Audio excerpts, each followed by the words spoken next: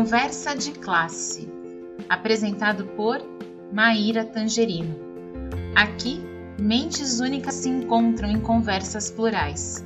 Sintonize-se para mergulhar em uma jornada única de aprendizado e descoberta. Olá, pessoal! Boas-vindas ao nosso Conversa de Classe. E, gente, eu quero contar para vocês que hoje, além da gente falar de um tema que ele exige muita reflexão, um tema que é bastante moderno e, principalmente, um tema que é muito relevante para a educação, eu estou aqui com uma pessoa que eu tenho a honra de poder chamar, primeiro de amiga, né, que acho que primeiro de tudo é amiga, e acho que uma das professoras mais sabidas, uma das formadoras mais incríveis que eu já conheci, a professora Fernanda Nunes. Ela é especialista em alfabetização e a gente vai falar desse tema não só na perspectiva da alfabetização, mas também a gente vai falar na perspectiva da recomposição de aprendizagem. Fer, muito obrigada por estar aqui conosco. Seja muito bem-vinda aqui ao Conversa de Classe. E eu já vou começar te mandando uma pergunta, né? Na verdade, assim, é uma pergunta, gente, mas a Fernanda, ela tem uma experiência única que ela viveu com uma turma heterogênea, né? Ela vai poder contar melhor para a gente essa história, mas eu queria pedir, Fer, para você começar contando um pouquinho aqui para a gente como que foi enfrentar o desafio de alfabetizar alunos em diferentes níveis e ao mesmo tempo. Professora Fernanda, bem-vinda.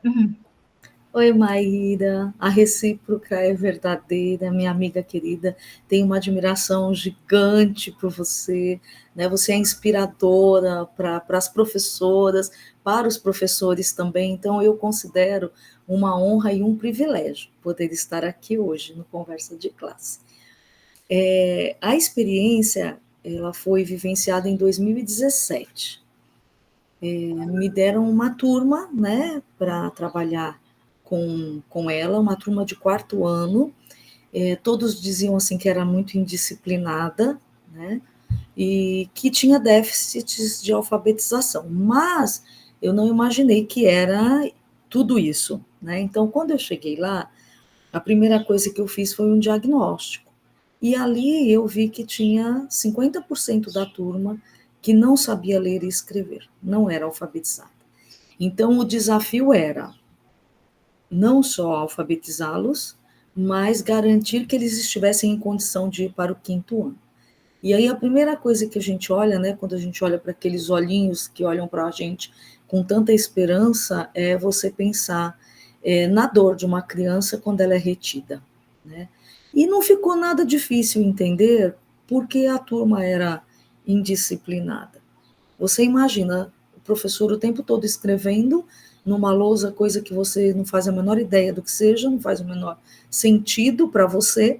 Então, a indisciplina terminou no primeiro dia, quando eles passaram, então, a serem protagonistas do processo e fazerem aquilo que interessava para eles.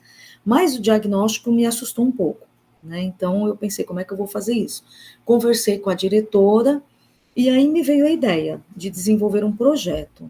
Esse projeto durou 8 meses. Foi o ano todo, na verdade, né?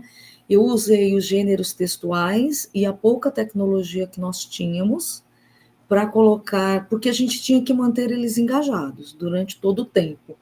Então, a gente tinha que pensar em alguma coisa que os atraísse. Então, para cada gênero textual que nós fomos desenvolvendo o trabalho, nós desenvolvíamos uma ação diferente. Então, quando nós trabalhamos os textos instrucionais, por exemplo, nós iniciamos por listas de ingredientes, só que não era para a turma toda, porque eu também tinha aqueles alunos que liam, né, não eram leitores fluentes, não tinha uma aluna apenas que era capaz de produzir bons textos. Mas ela lia, então ela não podia ficar parada no processo. O planejamento era exaustivo, porque eu acabei fazendo uma recomposição, sem saber o que estava fazendo, priorizando, né, o currículo, aquilo que era inegociável, que o aluno não pode ficar sem, né, mas pensando também num processo de avaliação diferente e principalmente na adaptação pedagógica. Então, para tudo que eu ia fazer, eu pensava nos 4 níveis de alfabetização que eu tinha. Então, para qualquer tema que fosse, eu tinha sempre que planejar 4 atividades diferentes. E ainda que eu tivesse a mesma atividade, eu tinha que lembrar que não podia ser a mesma coisa que eu ia pedir para o João, para o Antônio, para o Igor, para a Maria, tinha que ser diferente, né? Então, foi um processo de planejamento difícil, bem difícil. Eu gastava muitas horas além do que eu tinha de fato para planejar. E eu contava com 6 horas semanais de reforço também no contraturno. Isso ajudou muito, foi muito importante. Mas aí nós começamos, então, voltando aos gêneros textuais, né? Nós, quando fizemos o programa de culinária, estudamos, por exemplo, os textos instrucionais, para a receita culinária, nós filmamos um programa de culinária. Nós tínhamos o celular para filmar, né? Era o que nós tínhamos, então já era, né, um pouco de tecnologia ali e conseguimos aventais emprestados, chapéus, e foi muito divertido, né? Era uma escola de periferia, para eles ali cozinhar, fazer o programa, e todos participaram, então todos tiveram o seu quadro, não era um programa para uns e para... Então, enquanto um fez sanduíche, outro fez salada de frutas, e por aí fomos. Bom, fomos guardando esse material. Quando nós fomos fazer as regras de jogo, por exemplo, nós juntamos tudo que a gente pôde, que era reciclável, garrafas PETs, tampinhas de amaciantes, enfim, tudo que a gente podia, e nós começamos a construir brinquedos para a casa da criança. E aí nós escrevíamos as regras e também filmamos ensinando a jogar. E eles sabiam que isso seria exibido para os pais. Depois avançamos, fomos para os textos, né, de jornalismo, de reportagem. Então eles foram os repórteres, entrevistamos pessoas, falamos de problemas da época que eram, né, que estavam na mídia, filmaram um telejornal, escreveram as próprias notícias. Essa foi a última parte já, né?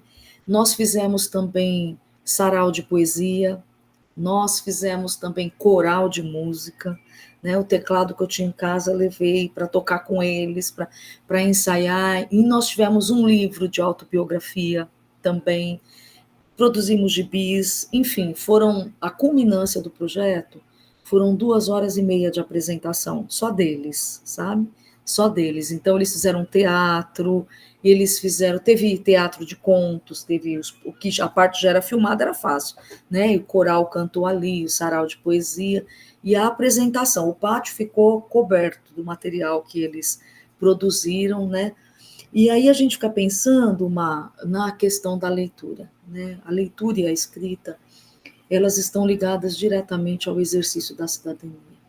Uma criança que não lê, né? Uma pessoa que não lê, ela não vai conseguir nunca exercer a cidadania, né? Que não lê, que não escreve.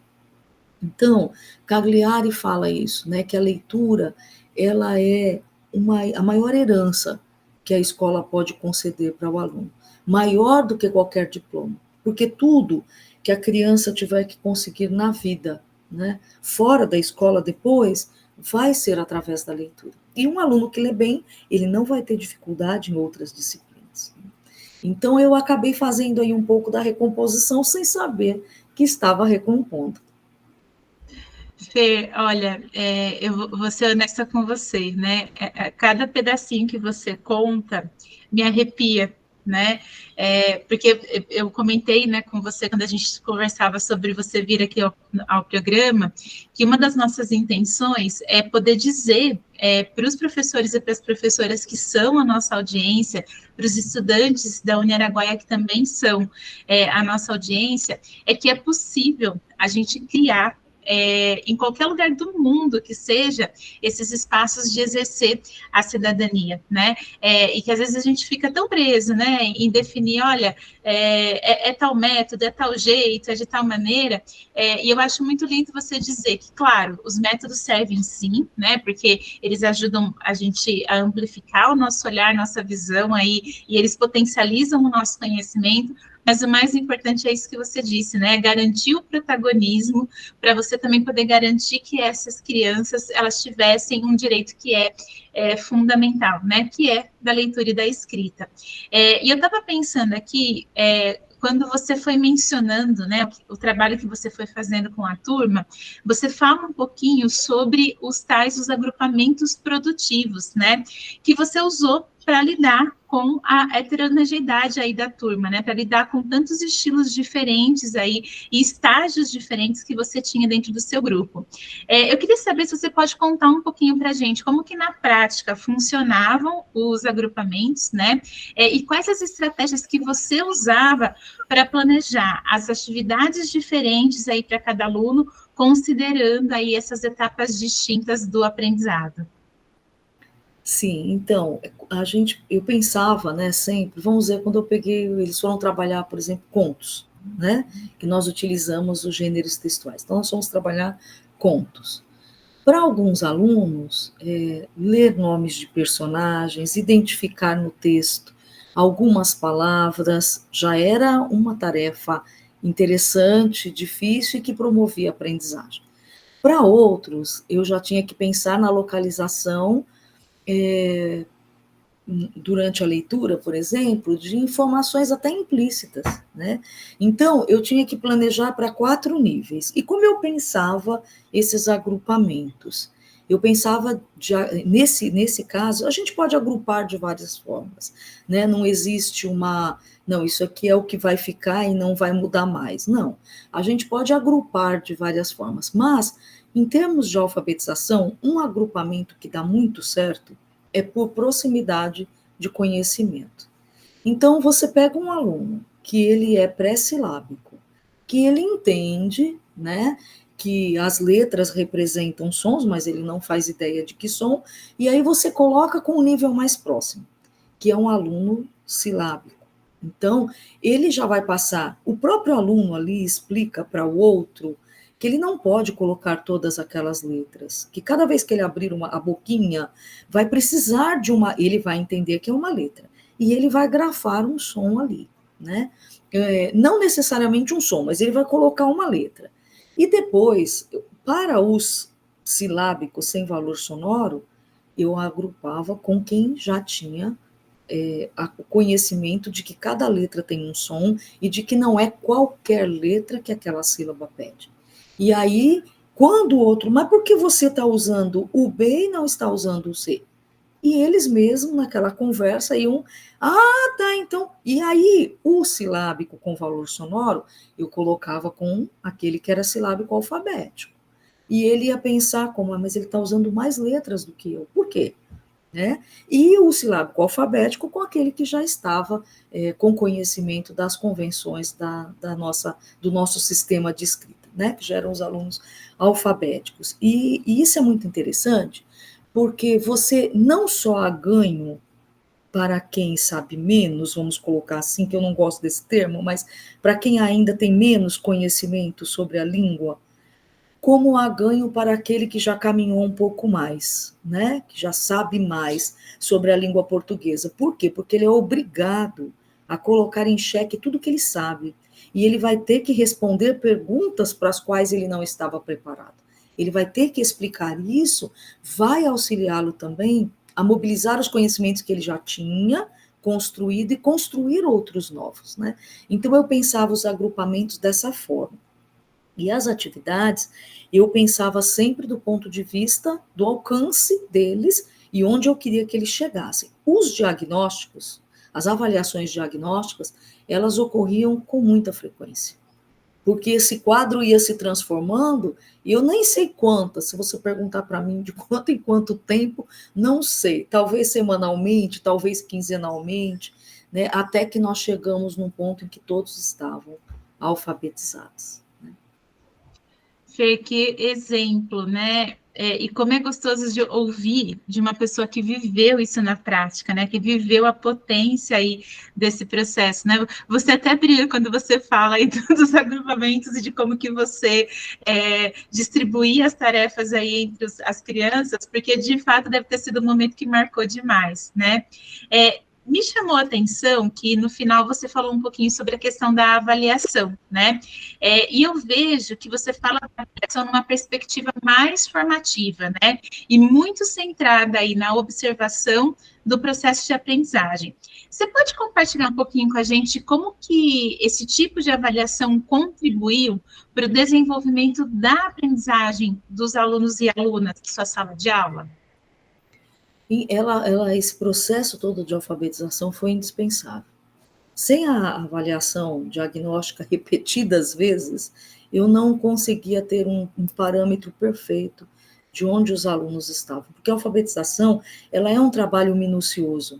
Então, você precisa estar muito atento, né, ao nível de escrita de cada criança, para pensar em atividades que realmente garantam um aprendizado, né? A observação também determinante durante o trabalho em grupo. Por quê? Porque você vai passar, né, nos grupos ali, e essa conversa deles te traz muitas informações.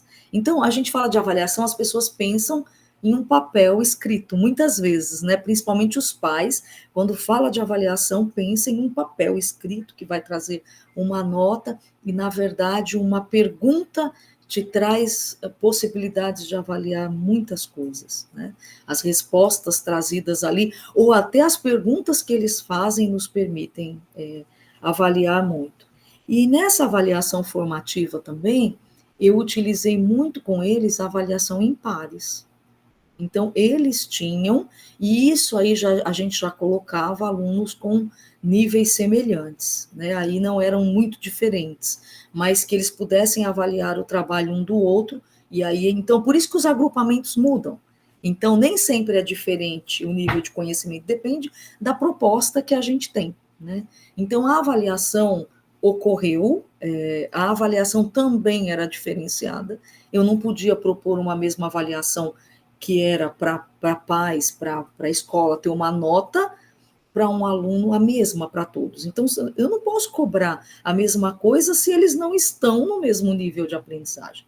Estão aprendendo a mesma coisa? Sim, o mesmo objeto de conhecimento, o mesmo procedimento, mas em níveis diferentes de aprendizagem. Então, a prova também era diferente, né, para que os pais pudessem. Mas é uma coisa também que é importante ressaltar, é que os pais estavam, durante todo o tempo, cientes de tudo que estava acontecendo. O desafio grande também foi envolver os pais no projeto. Não conseguimos 100%, não vou dizer que a gente conseguiu o envolvimento de todos, mas conseguimos muito, né? Conseguimos, assim, muito a compreensão do que estava acontecendo, como apoiar, né? O entender que o que ia para casa, para um não era o mesmo para o outro, e assim nós fomos caminhando. Fê, sensacional, né? E que bom a gente poder contar para as pessoas que existem outras formas da gente olhar para o processo avaliativo, né? Como você está dizendo, né? Uma forma muito mais humanizada e acolhedora aí diante do processo que as crianças estavam, né? E a gente tem uma informação muito legal para compartilhar aqui com a nossa audiência, né? Que todo esse esforço, toda essa inovação que você fez aí na sua aula acabou rendendo frutos significativos aí para você, incluindo o Prêmio Profissões do Brasil e uma experiência internacional, né? Eu queria saber como que foram e como que você vê os desdobramentos dessas práticas aí na sua carreira e, claro, na educação em geral. E eu queria que você contasse um pouquinho aí qual foi esse prêmio e como foi a experiência de você visitar aí outro país através aí do brilho, né, do seu papel de alfabetizadora nessa turma. Ai, Má, foi assim um presente muito especial. Foi uma época que eu estava assim muito triste, né? Estava muito engajada com o que eu estava fazendo, mas estava muito triste com algumas coisas, né? Por exemplo, daquele momento eu sabia que daquele ano em diante as turmas das séries iniciais não mais ficariam. Eu era da rede pública estadual, então, elas seriam levadas para um município e o futuro do pedagogo ali estava muito, muito incerto, né? E eu sou pedagoga e, assim, enfim, é difícil você lidar com algumas situações, né? Eu nem sabia que existia prêmios para professores, não vou mentir, não sabia. Foi a primeira vez que eu ouvi falar de um prêmio para professor, né? E aí eu me inscrevi nesse prêmio. Foi assim, difícil, tinha que fazer um relato de prática, tinham bastante exigências, ele é do Ministério, era, né, do Ministério da Educação, espero que ele volte a existir, eu acho que ele era uma prova do reconhecimento do professor, né, e que mostrava isso para a nação, eu acho que isso é importante. E aí, eu me inscrevi, ele tinha 3 fases, a fase estadual, a fase regional e a fase nacional. A fase estadual, ela te garantia um certificado e um troféu, sabe? E aí eu me inscrevi, mas assim, o Brasil é muito grande, foram mais de 5.300 professores inscritos, né? É difícil, lá em Rondônia, longe, lá no mato. Então a gente se inscreve, mas fica assim preocupado, né? Pensando, talvez. Eu pensei, se eu ganhar a fase estadual, eu já estou muito feliz, já estou muito grata, né? Porque eu já considero uma coisa muito importante. E aí eu me inscrevi, e quando foi no dia 17 de outubro, ia sair no dia 15 de outubro, na verdade, sabe? E acabou saindo no dia 17, sabe? E aí no dia 17 saiu lá no mapa meu nome lá em Rondônia. Falei, ai meu Deus, que honra, né? Coisa boa. Bom, aí em novembro sairia o regional. O estadual foi o Conselho Estadual de Educação, a Undime, que fizeram parte do julgamento, né? Foram julgados nas capitais dos estados. E depois, o regional também teve o Unesco, teve o Undime, teve o MEC, mas aí já ficou, né, para regiões decidir, já ficou no próprio Ministério. E aí, quando eu cheguei, o regional, quando você olha a região norte, você vê seu nome como vencedor da região norte, e foi aí que foi garantido para mim a viagem para a Irlanda, para um intercâmbio. Assim que foi anunciado o resultado, o Ministério da Educação já ligou para dizer se eu queria ir para a Irlanda, e teve um prêmio também de R$ 7.000 nessa fase regional. E aí, claro, né, que eu fui providenciar passaporte, não tinha nada disso. Aí, o nacional seria anunciado em São Paulo, só que a ida para a Irlanda seria no ano seguinte. Então, nós fomos para a Praça das Artes, no Salão Mário Andrade, e aí é muito assim, até hoje eu choro quando eu assisto, né? Foi anunciando da educação infantil, depois do fundamental do primeiro ao terceiro ano, quando chegou no fundamental do quarto e quinto, né? Que os repórteres da TV Escola disseram assim: e o prêmio vai para Rondônia, Fernanda Nicolau Nogueira, sabe? Ah, eu chorei muito, foi muito especial. E aí o Nacional também tinha mais uma premiação em dinheiro ainda, sabe? E eu voltei com 3 troféus para casa, o do estadual, do regional e do nacional. A diretora da escola providenciou uma carreata pela cidade. Foi muito bacana, muito especial. E em 2018, nós fomos para a Irlanda. Nós fomos em maio de 2018. Foram 11 dias lá, sabe? Nós ficamos lá e conhecemos todo o sistema educacional da Irlanda. Um povo, né, que saiu de uma situação assim tão difícil, né, de briga mesmo, assim, de problemas religiosos, né, e eles saíram para uma condição de 97% da população alfabetizada. Perdão, falando de alfabetização, 97% da população com nível superior. Então, é muito especial, né? Você ter um país com 97% da população com nível superior é algo assim para a gente pensar muito, né? É muito, muito importante. E aí, lá eu aprendi muito com eles. uma coisa que me marcou muito foi a questão da educação especial, sabe? Ninguém pode lecionar para um aluno com deficiência se não for mestre naquela deficiência. Então, por exemplo, quem faz mestrado em deficiência auditiva só pode lecionar para quem é deficiente auditivo. Quem faz mestrado em autismo também só pode lecionar para quem é autista. Olha, voltei com 3 desses. Então, aí aqui fica escrito, né? Fase estadual, fase regional, fase nacional. E aí aprendemos muito com eles, né? Uma frase que me ficou marcada com uma senhora, uma professora, que ela passou por toda aquela vivência, daqueles confrontos, né? De toda aquela guerra, aquela coisa toda, e do quanto a Irlanda investiu em trabalho e educação. Gente ocupada e instruída não tem tempo para brigar, né? Não tem tempo para nada, a não ser para lutar por aquilo que é melhor para todos, que é o bem de todos. E, de fato, quando o ministro, né, de altos estudos da Irlanda nos levou para a casa presidencial para nos certificar, né, nós temos um diploma, né, da participação nesse intercâmbio. Quando ele nos levou para lá, ele disse que não podia nos ter levado para outro lugar que não fosse ali, a casa presidencial, porque é o espaço mais importante que eles têm. E para eles, não há ninguém mais importante que o professor. E isso não é uma figura de retórica lá, é uma realidade. Você anda pela rua, quando você fala que é professor, as pessoas só faltam carregar você no colo, sabe? O carinho, o respeito pelo professor é algo assim emocionante, comovente mesmo. Nós estávamos preparando um vídeo para o MEC, no hotel que a gente ficou, se não me falha a memória, no Hotel Titanic, em Belfast.